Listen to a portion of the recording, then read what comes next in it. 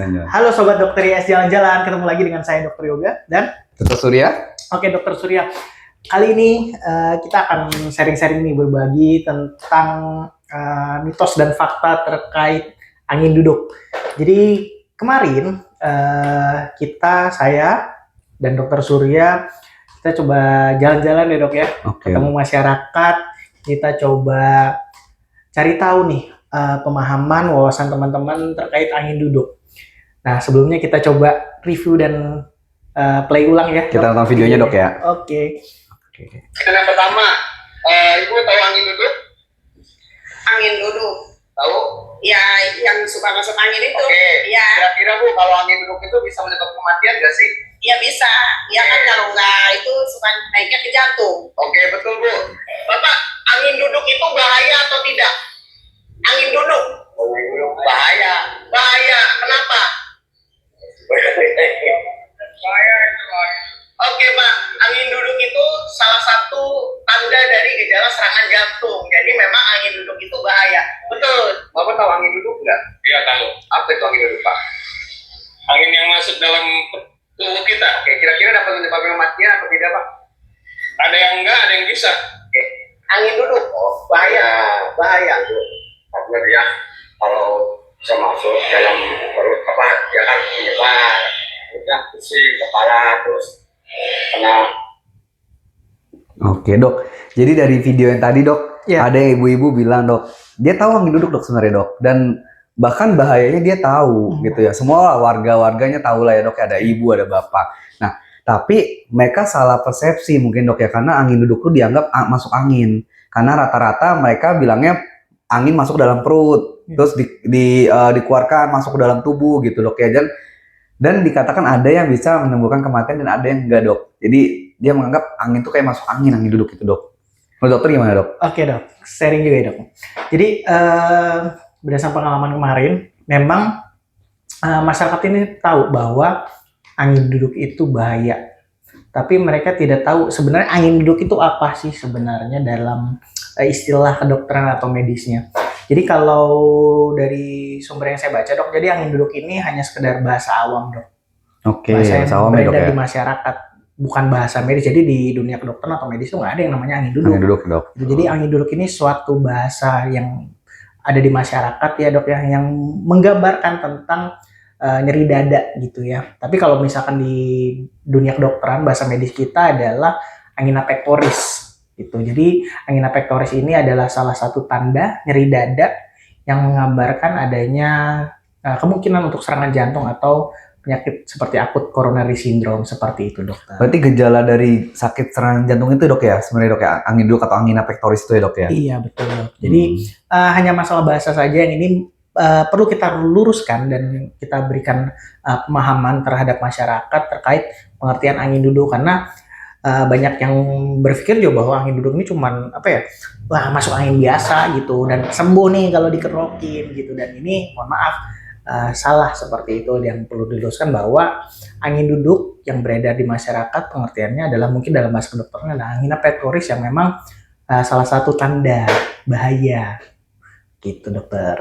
Oke, berarti gejalanya dok ya. Iya. Bedanya berarti sebenarnya sih gejalanya nyeri dada juga ya dok ya? Betul. Apa bedanya sih dok dia nyeri dada kayak gitu dok?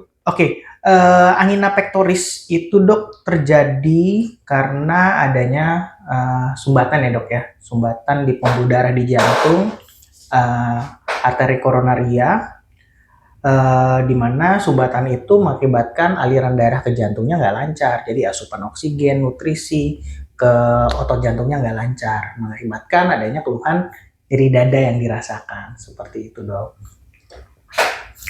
Lalu apa dok? Sorry dok, tadi saya lupa dok penjelasan tadi. Iya tadi angina pectoris. Perbedaannya kayak dok ya dari nyeri dada sama perbedaannya kali dok ya, perbedaan dari angina sama serangan jantung kayak dok. Oke, angina pectoris itu kan tadi saya bilang adalah salah satu tanda adanya kecurigaan ke arah serangan jantung. Jadi dok mungkin gini dok, nyeri dada yang seperti apa sih gitu yang memang ini hanya mungkin keluhan seperti masuk angin, asam lambung, keluhan nyeri dada yang ini adalah angina pectoris atau nyeri dada ke arah serangan jantung. Jadi pembedanya adalah biasanya ini ciri khas ya dok ya. khasnya adalah nyeri dada sisi kiri, menjalar ke lengan kiri, lalu juga seperti tertindih dok, berat di dada sisi kirinya tembus ke punggung, lalu terkadang disertai dengan sesak nafas dan hingga keringat dingin nih dok, gitu. Dari pengalaman pasien saya sih dok di praktek Iya, dok gimana, ya, ada nyeri dadanya dia bilang pasien tuh bilang kayak dicubit tang dok, dicubit tang. Sakit banget dok. Sakit banget berarti ya. Atau bahkan ada yang bilang kayak diinjek gajah dok. Aduh. Itu nyeri dada dok. Emang mungkin nyeri dada sampai nembus ke belakang mungkin kayak ditekan gitu kali dok ya. Makanya Iya. pasien rata-rata mendeskripsikan nyeri dada itu bermacam-macam, tapi yang poinnya pentingnya adalah nyeri dada yang kayak ditekan ditusuk sampai sesak napas ya dok ya. Iya. Nyeri Oke, dada dok. khas angina gitu ya.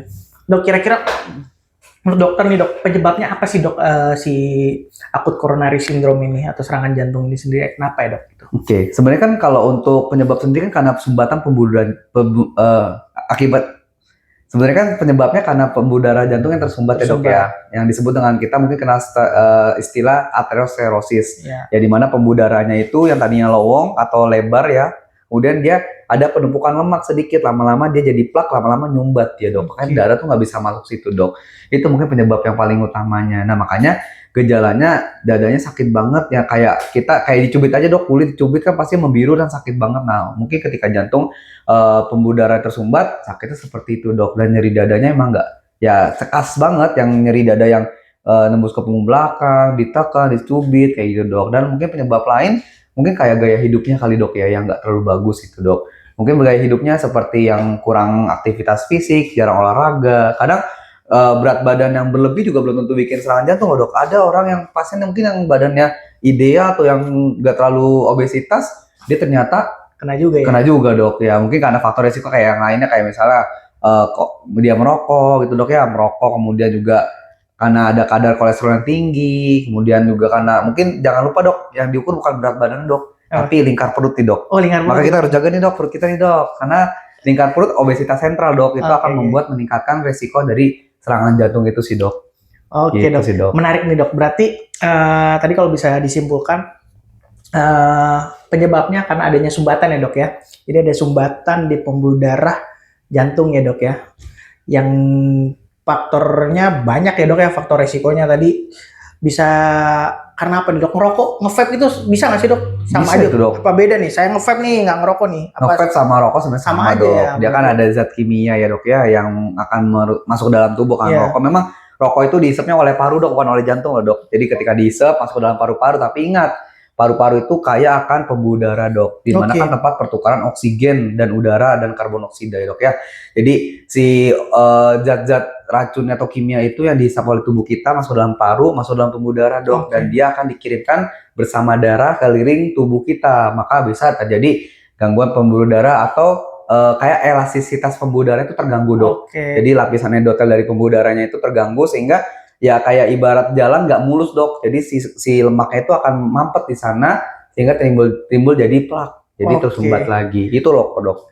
Ada penyakit-penyakit tertentu nggak sih dok yang bisa memperparah atau ya jadi faktor resiko untuk serangan jantung ini? Faktor resiko penyakit komorbid ya dok, kita Iya, sebutnya iya. ya dok ya, itu ada lah dok, pasti kayak darah tinggi. Oke. Ya itu kan pasti membuat jantung itu entah ototnya membesar ya dok ya, jadi jantungnya membesar, jadi sehingga pembuluh darah juga ketekan itu juga bisa. Atau mungkin karena tekanan darah tinggi, jadi otot harus berusaha memompa sekencang mungkin sehingga ototnya nggak kedapat oksigen, sehingga jadi tersumbat juga bisa. Atau penyakit lain dok, seperti misalnya diabetes mellitus, itu udah Oke. pasti penyakit yang bikin gangguan pembuluh darah terganggu kayak gitu dok, pasti juga jadi faktor komorbid atau pemberat dari sakit jantung, atau kemungkinan akan jadi gangguan jantung akan lebih tinggi sih dok kalau pada pasien yang komorbid yang sangat tinggi itu dok.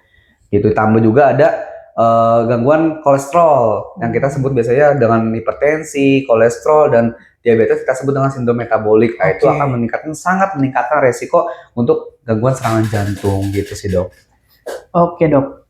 Kira-kira nih dok, hal-hal yang perlu kita lakukan apa dok? Tadi kan udah tahu faktor resikonya, ada nggak yang bisa kita modifikasi nih untuk yang menurunkan lah faktor resiko tersebut supaya kita semakin kecil tuh untuk terkena Tentu resiko. pasti berat badan dok ya yang pertama ya dok. Oke. Walaupun memang yang tadi kita bilang ya, orang kurus juga belum tentu bisa Iya. bebas dari serangan jantung ya dok. Tentu aktivitas tubuh, berarti kita harus meningkatkan aktivitas tubuhnya dengan cara olahraga. Dokter olahraga biasa apa dok? Jogging aja dok, jogging. Jogging ya dok ya, olahraga tentu sangat penting ya dok ya. Mungkin olahraga mungkin nggak harus lama-lama ya dok ya. Mungkin sekitar 30 menit lah per sesi dok. Mungkin total kalau ditotalin dalam seminggu ya 150 menit. Berarti 5 kali, 3 sampai 5 kali untuk olahraga. Aktivitas tubuhnya. Aktivitas tubuh juga nggak terhitung dari olahraga dok. Dokter jalan ke depan tanpa menggunakan kendaraan. Jalan dekat ya dok. Kadang kan kita ada males ya. Jadi jalan sedikit menggunakan kendaraan, sepeda, motor itu dok. Sepeda masih oke loh dok. Itu pakai tenaga kita dok, pakai otot. Cuma kalau motor kan tenaganya cuma tangan doang dok ya. Mungkin kita ganti dengan olahraga minimal jalan. Itu kalau cuma ke depan rumah atau kemana gitu ya dok ya. Kemudian juga faktor pola hidup yang paling penting ya rokok sih dok. Karena rokok ya tentu ya kita udah bisa baca ya, rokok dapat menyebabkan hipertensi, serangan jantung, diabetes. Nah itu yang harus kita hindari. Sisanya sih pola hidup dok, makanan yang harus hindari. Ya makanan asin dok. Yang pertama, kemudian yang berlemak, ya gorengan, santan, ya makanan enak ya dok ya. Tapi makanan rebusan, makanan sehat juga belum tentu dikatakan tidak enak loh dok. Rebusan sekarang udah enak dok. Pagi tuh banyak loh yang jualan kukusan. Nah itu tuh ya. Itu sangat enak sekali dok, lebih enak kalau dok daripada gorengan sebenarnya gitu. Jadi murah. Pola hidup itu juga lebih sehat. Jadi kita hindari makanan asin, makanan yang gorengan, berlemak, dan satu lagi dok, makanan lagi booming dok, gula dok. Itu minuman tuh enak sekali dok, tapi ya tetap ada faktor risiko. Ya mungkin awalnya diabetes dulu dok, tapi kan ingat diabetes itu ada salah satu faktor risiko atau komorbid untuk terjadinya serangan jantung atau penyakit jantung sih dok. Gitu sih dok. Jadi dokter dok, kalau misalnya mengendalikan berat badan dok, gimana dok targetnya dok? Ya tadi kalau berat badan, ya kita harus tahu target berat badan kita berapa. Yang memang kita berdasarkan body mass index ya, ideal itu 18,5 sampai 22,9. Nah cara untuk memiliki berat badan ideal, ya banyak hal yang bisa kita lakukan yang tadi. Pola makan, aktivitas juga ya dok. Jadi makan kita tentunya makan makanan yang sehat, bergizi, sayur dan buah-buahan itu lebih diperbanyak ya dok. Hindari tadi yang seperti dokter sebutkan, gorengan, lemak jenuh, trans, gula juga dok. Aduh, itu enak ya dok ya. Kurangin tuh. Terus juga olahraga juga, faktor aktivitas fisik juga penting juga. Jadi kita memang memiliki kebiasaan rutinitas di mana ya tadi seperti dokter Surya sebutkan dengan durasi 30 menit per sesi dengan ya total 150 menit lah per minggu gitu. Minggu dok ya. Nah dok, dari video itu dok, kan ibunya juga tahu ya dok ya, dia tahu angin duduk dapat menyebabkan kematian dok. Kenapa ya dok ya? Pertama dok, apakah benar dok angin duduk menyebabkan kematian dok? Ya angin duduk yang serangan jantung ya bisa mengakibatkan kematian jika memang terlambat untuk penanganannya. Jadi penting sekali teman-teman untuk memahami angin duduk atau serangan jantung atau nyeri dada yang seperti apa sih yang memang mengancam nyawa. Ya tadi sempat disinggung ya, nyeri dada khas angina yang memang harus nih segera dibawa ke IGD terdekat. Ya dengan dipastikan tentunya, karena kita juga belum tentu, oh ya misalkan tadi memang nyeri dada khasnya itu nyeri dada kiri, seperti ditindih lah, menjalar ke lengan kiri, sudah pasti serangan jantung ya belum tentu. Makanya ketika ragu, tidak yakin ya teman-teman harus segera ke rumah sakit terdekat untuk dipastikan dengan pemeriksaan rekam jantung. Karena itu juga berhubungan dengan waktu ya dok, kalau memang beneran serangan jantung ya memang harus segera ditangani segera gitu. Karena tadi si jantungnya nggak dapat nih aliran darah karena ada sumbatan ya. Sederhananya kita lancarkan aliran darahnya secepat mungkin dengan obat-obatan ataupun tindakan ya misalkan pasang ring jantung seperti itu. Nah bisa nggak sih dok, ada hal yang menggelitik nih dok, bisa nggak sih dok disembuhkan dengan kerokan? Nah itu dok ditanyakan nih. Iya dok, kemarin kita juga nanyakan ya dok ya ke bapak ibunya, kerokan bisa nggak menyembuhkan angin duduk dok? Dan semua rata-rata jawabnya adalah bisa dok. Waduh dok. Nah sebenarnya sih kerokan itu ya mungkin beberapa orang merasa enakan lah ya dok ya. Iya. Dokter tahu nggak dok kenapa dia bisa enakan dok? Jadi yang perlu dipahami adalah kerokan ini sendiri tidak bisa menyembuhkan akut coronary syndrome, serangan jantung, angina pectoris gitu kelan. Tidak bisa, karena memang secara penyebabnya ya tadi ada sumbatan ya, dengan dikerok jadi sumbatan lancar ya enggak gitu. Jadi kerokan memang ada manfaatnya untuk dia bekerja menstimulasi kulit dan syaraf ya dok ya, dengan cara ya tadi membuat otot-otot lebih rileks, badan terasa lebih hangat gitu. Dan ada stimulasi saraf juga dok, jadi pelepasan zat kimia endorfin juga itu yang membuat mungkin terasa lebih nyaman gitu. Tapi ini hanya ya bukan menyembuhkan gitu, hanya sementara saja. Jadi banyak orang yang mohon maaf terlambat Oh iya, ternyata pasien tersebut adalah pasien-pasien kena serangan jantung dikerok. Oh, udah enakan. Masalah utamanya belum selesai gitu. Karena itu tadi saya bilang bukan penyelesaian utama, bukan obat utamanya gitu. Oh, udah enakan nih. Ternyata masa golden period dari tata laksana dari serangan jantungnya udah lewat gitu. Udah lewat, Pasien udah datang ke rumah sakit dalam kondisi yang mohon maaf sudah dalam kondisi meninggal karena tadi keterlambatan. Jadi ya kalau ditanya dok, kerokan bisa menyembuhkan serangan jantung nggak pasien-pasien serangan jantung? Ya enggak gitu, tentunya tidak gitu. Mungkin ketika pasien atau masyarakat dikerok ketika nyeri dada mungkin hilang karena relaksasi itu ya dok ya. Iya. Kayak ibarat mah kita kalau kayak nenek moyang dok bilang kalau kita kebelet nih pengen BAB nih lagi di jalan megang batu dok. Iya. Gitu ya. Mungkin kayak sugesti atau mungkin mengalihkan fokus kita atau nyeri kita ya atau nyeri ahli ya dok ya. Jadi mungkin nyeri dada tadinya di dalam jantung, jadi dia cuma kulitnya yang sakit dok, bukan jantungnya. Tapi kan nama dikerok kan dia kulit doang ya dok ya, belum nyampe ke harus lewatin tulang, lewatin lapisan lainnya. Mungkin kalau kerokan di jantung langsung bisa kali dok ya? Iya. Bisa menghilangkan ya, tapi nggak bisa dok Nggak ya. bisa lah. Nah, oke. Oke, dok kita coba boleh review nggak dok? Kira-kira satu nih. Berarti kita sepakat dong bahwa misalkan angin duduk ini hanya istilah ya, kalimat yang beredar di masyarakat ya, yang perlu kita luruskan bahwa ini dalam bahasa kedokterannya adalah angina pectoris ya, salah satu tanda dari Gejala ya dok ya. tanda dan gejala dari serangan jantung. Lalu yang kedua, kondisi nyeri dada yang seperti apa dok? Coba boleh di reminder lagi nih teman-teman. Oke, ingat Yang Bapak perlu Ibu semuanya, dibawa pemirsa, ke nyeri IGD. dada yang perlu diperhatikan, yang bahaya nih dok, yang mesti ke rumah sakit ya. Nyeri dadanya diteken, ditusuk, ya sampai sesak nafas. Keringatnya tuh gede-gede, air keringatnya nyucur itu ya. Jagung ya. Nah, sebiji jagung katanya Mbak Dok ya. Nah, itu yang perlu diperhatikan dan kadang-kadang ada yang nembus ke punggung belakang, ada yang menjala ke kiri, ada ke kanan kiri, ada yang menjala ke leher. Nah, itu yang harus dievaluasi ke layanan IGD atau gawat darurat untuk direkam jantung. Pastikan dulu. Gitu sih, Dok. Jadi gejala nyeri dada yang udah pas seperti itu khas, langsung aja dok, jangan ragu dok, langsung ke nggak IGD usah aja. ragu-ragu ya teman-teman. Lalu faktor resiko apa nih yang bisa dimodifikasi? Tadi kita sempat singgung lagi ya. Yang pertama adalah olahraga ya, olahraga yang cukup. Lalu juga pola makan untuk sayuran dan buah-buahan, hindari untuk lemak gorengan ya, lemak jenuh, trans, lalu juga gula darah, maaf, makanan yang mengandung gula tinggi dok tinggi ya, dok, manis-manis ya dok. Lalu kita modifikasi berat badan juga tuh, target kalau bisa ya 18,5 sampai 22,9 lah BMI-nya gitu ya dok. Merokok, nge-vape sama aja, jadi di stop aja tuh ya kalau bisa ya. Terus juga penyakit-penyakit tuh kita ada misalkan maaf ada komorbid, hipertensi, diabetes, dislipidemia ya harus terkontrol lah ya. Ya harus minum obat berarti rutinnya dok ya. Terlepas memang modifikasi pola hidupnya tetap harus dikontrol juga tuh penyakit-penyakit penyertanya ya. Oke dok, kira-kira dari dokter gimana dok? Ya dok, intinya sih kemarin jalan-jalan kita. Menarik sih dok. Pengalaman saya sih pertama kali dok ya untuk tanya-tanya ke masyarakat di luar praktek. Kalau praktek kan kita nanyanya penyakitnya dok, Iya, kan bener-bener. kita nunggu jawaban dari mereka ya dok. Bener-bener. Dan rata-rata sih memang paham bahwa angina pectoris atau nyeri dada angin duduk ini ya dok bahaya, ini menyebabkan kematian. Tapi ya mungkin kita harus banyak meluruskan persepsi-persepsi yang salah dok. Mungkin juga kita Nusantara dok, Indonesia banyak daerah dok, mungkin banyak juga mitos, fakta. Iya fakta yang di setiap daerah akan ya banyak yang kita akan gali dok, yang kita luruskan coba ya dok ya, karena supaya dapat meningkatkan kesehatan masyarakat Indonesia kita dok. Betul. Itu jadi teman-teman.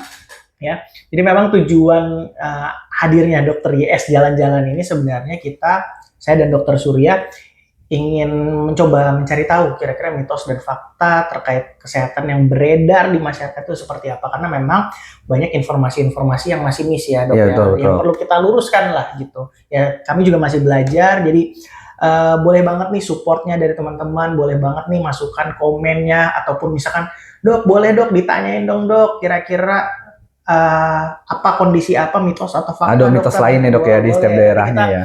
Boleh angkat itu dok ya. Dari request teman-teman kita insya Allah akan angkat itu juga gitu dok. Jadi boleh banget nih masukannya ya teman-teman ya.